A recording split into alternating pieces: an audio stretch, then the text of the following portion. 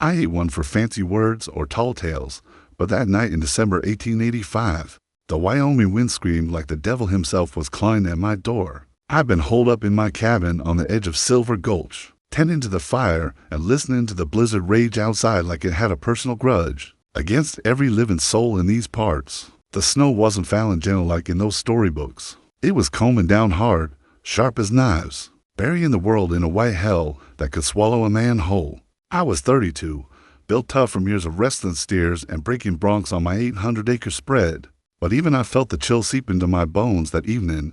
My name's Jacob Thorne, and folks round here call me a lot of things behind my back the untouched cowboy, being the kindest of 'em. It all stemmed from a promise I made to my ma when I was just 17. Kneeling by her bedside in our old shack near Cheyenne, Pa had gone out in a blaze of glory, or so they said, shot down in a saloon brawl over some painted lady who'd smiled at him wrong.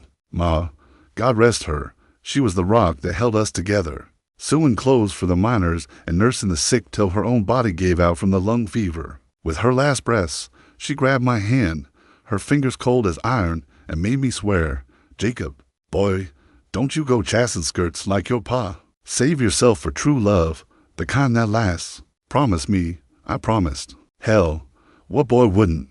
But promises like that, they turn into chains over time, weighing down your heart till you forget what it feels like to be free.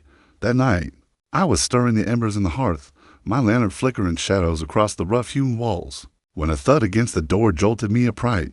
I grabbed my cold revolver from the mantel out here. You never know if it's a drifter or a desperado knocking, and yanked the door open. The wind hit me like a freight train, but through the swirl of snow, I saw her, a figure crumpling into the drifts, cloaked in white, barely moving. My heart slammed against my ribs as I holstered the gun and waded out, the cold biting through my boots. I scooped her up. She was light as a fawn, but shivering fierce, and carried her inside. Kicking the door shut against the howled dot, it was Eliza Vance. I'd seen her in town, teaching the young'uns at the schoolhouse, her raven hair pinned neat under a bonnet, her blue eyes sharp as a hawk's. She was 45, widowed these past 4 years since the fever took her husband, Tom, a good man, by all accounts, who ran the general store till his lungs filled up and drowned him from the inside. Folks whispered about Eliza, saying she was too pretty for her own good, with curves that even her modest dresses couldn't hide, and silver streaks in her hair that caught the sun like quartz in the Rockies. Some called her the temptress teacher, jealous of how she turned heads without trying. Me, I'd always tipped my hat and looked away, my vow keeping me at arm's length from any woman who stirred something deep in my gut. She was half frozen, lips blue, snow melting off her like she was made of ice herself.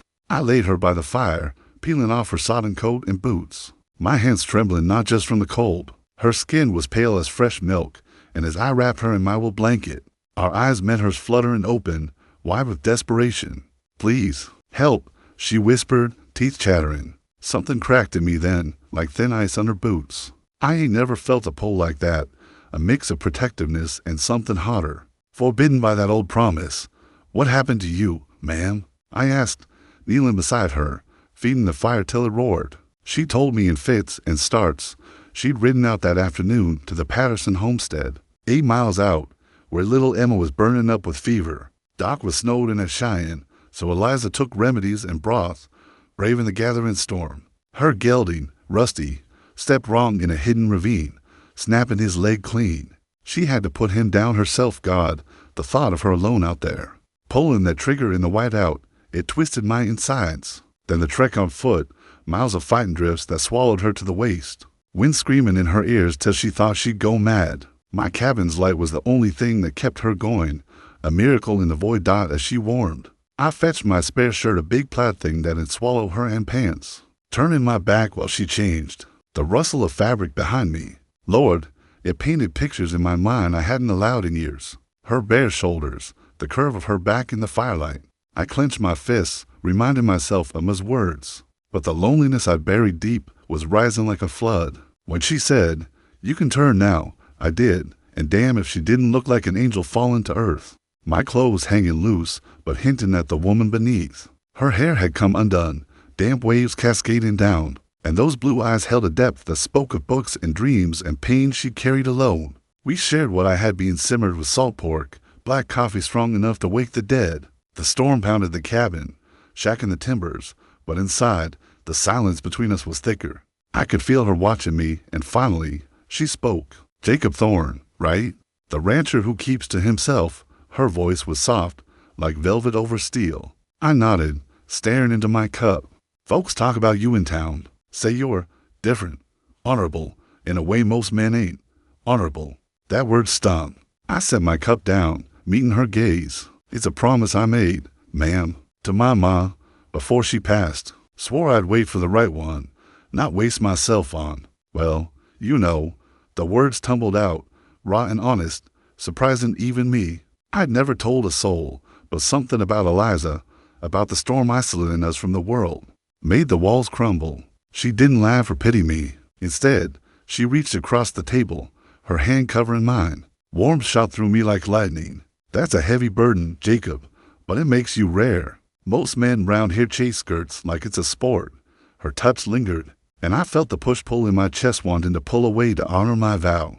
But drawn to her like a moth to flame. We talked then, really talked. She shared about Tom, how his death left her empty, teaching kids by day, but crying into her pillow at night, wondering if she'd ever feel whole again.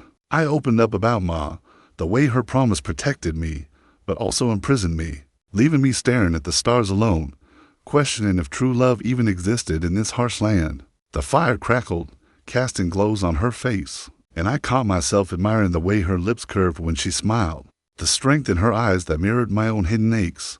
But the night wasn't done testing us. Around midnight, the wind picked up fiercer, rattling the cabin like it was gonna tear it apart.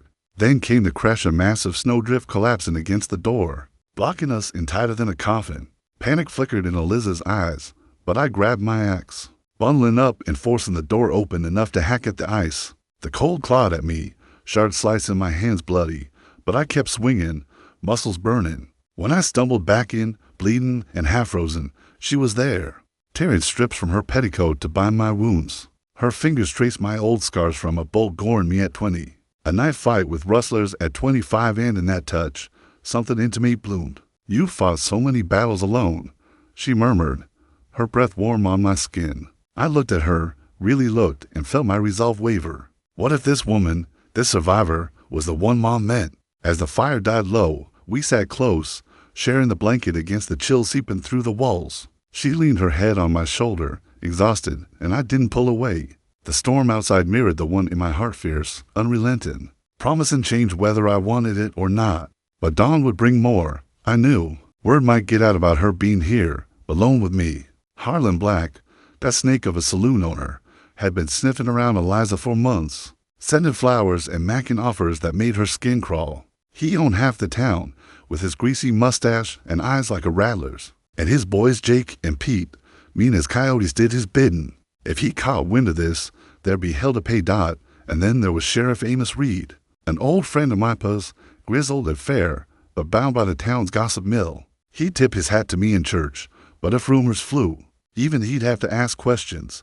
Mrs. Abigail Croft, the busybody who ran the boarding house, she'd spread tales faster than wildfire, twisting our innocent shelter into something scandalous. These folks, they made Silver Gulch feel small, judging every move, but in that moment, with Eliza's breath steady beside me, I didn't care. The Timon gnawed at me. What would tomorrow bring? Would the storm break us, or forge something new? Sleep came fitful, dreams of my face mixing with Eliza's, her blue eyes pleading for more than shelter. When I woke to the gray light filtering through the frosted window, she was stirring too, her hand still in mine. The blizzard hadn't let up, but inside, a warmth was building that no fire could match. I knew then, deep in my gut, that this wasn't just a storm, it was fate, testing if I had the grit to break free.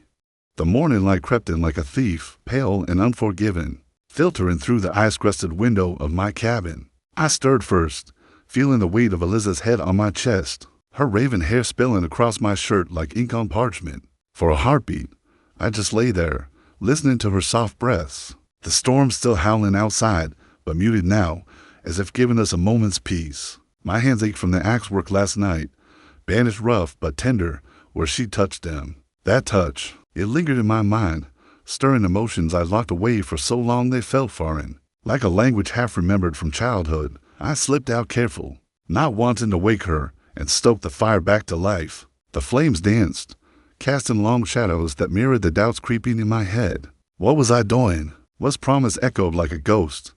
Wait for true love, Jacob, was this it? Or just the isolation playing tricks? Eliza Vance wasn't some fragile flower. She was a woman who'd stared down loss and kept standing, teaching those kids with a quiet fire that drew me in deeper than I cared to admit. But the town Silver Gulch with its wagging tongues wouldn't see it that way. A widow and the untouched cowboy snowed in together. That had filled gossip for months, maybe ruined her more than me. She woke slow, blue eyes blinking against the light, a small smile curving her lips when she saw me. Morning, Jacob. That coffee smells like heaven. I poured her a mug, our fingers brushing, sending a jolt through me. We eat simple oatmeal with dried apples I put up last fall and talked easy at first. About the land, the harsh beauty of Wyoming's plains stretching endless under the snow. But underneath, tension simmered like a pot about to boil over. How long do you reckon this blow will last? She asked, glancing at the window where white swirled relentless. Could be days, I said, my voice gruff. We've got supplies, but I trailed off, not wanting to voice the fear that we were trapped not just by snow, but by something growing between us. She nodded, setting her mug down, her eyes searching mine. Jacob, last night, thinking you don't seem enough. You saved my life.